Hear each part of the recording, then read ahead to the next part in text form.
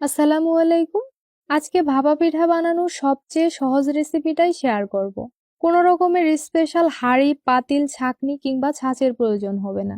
এখন থেকে ঘরে থাকা যে কোনো হাঁড়িতেই বানিয়ে নিতে পারবেন। যারা কখনোই ভাপা পিঠা তৈরি করেননি তারাও চাইলে বানাতে পারবেন। এতটাই ইজি।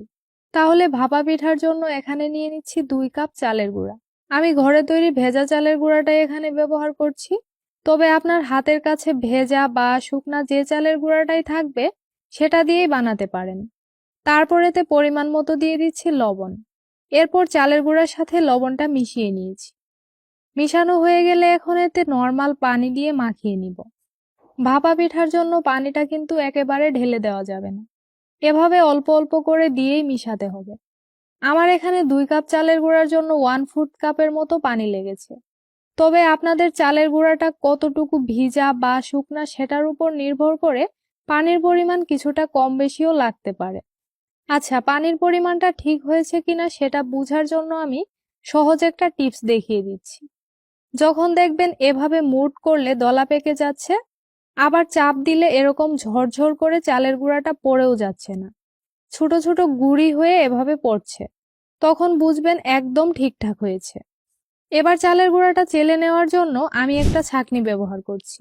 আপনার হাতের কাছে বড় ছিদ্রওয়ালা কাপড় বা মশারির নেট থাকলে সেটা দিয়েও এই কাজটা করতে পারেন।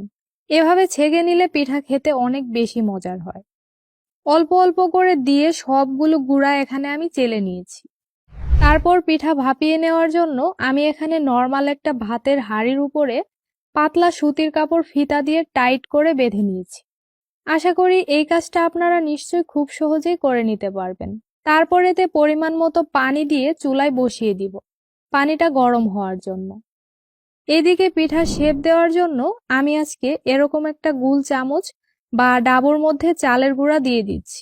আলতোভাবে চেপে চেপে চালের গুঁড়াটা চামচে সেট করে নিতে হবে, যাতে পিঠা ভাপ দেওয়ার সময় ভেঙে না যায়।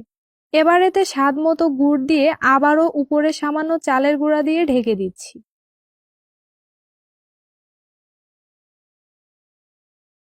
অবশ্যই এভাবে একটু চেপে চেপে সেট করে নিবেন। এর মধ্যে পানিতেও ভালোভাবে বলক চলে এসেছে, উপরে বাষ্প একদম উঠে আসছে। এবার একটা করে পিঠা ডাবুর সাহায্যে এভাবে দিয়ে দিচ্ছি। একটু সামান্য উপর থেকে দিতে হবে। যদি গুঁড়াটা আলতোভাবে একটু চেপে চেপে সেট করতে পারেন তাহলেই দেখবেন পিঠা একটাও ভেঙে যাবে না।